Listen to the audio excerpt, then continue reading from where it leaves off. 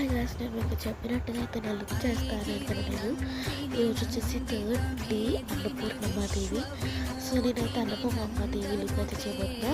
Concealer, foundation అన్నీ apply చేసుకుంటున్నాను అనమాట. మేకప్ అయితే యూజ్ చేసినప్పుడు నేనైతే ఫస్ట్ హాఫ్ సారీ వేసేసుకున్నా.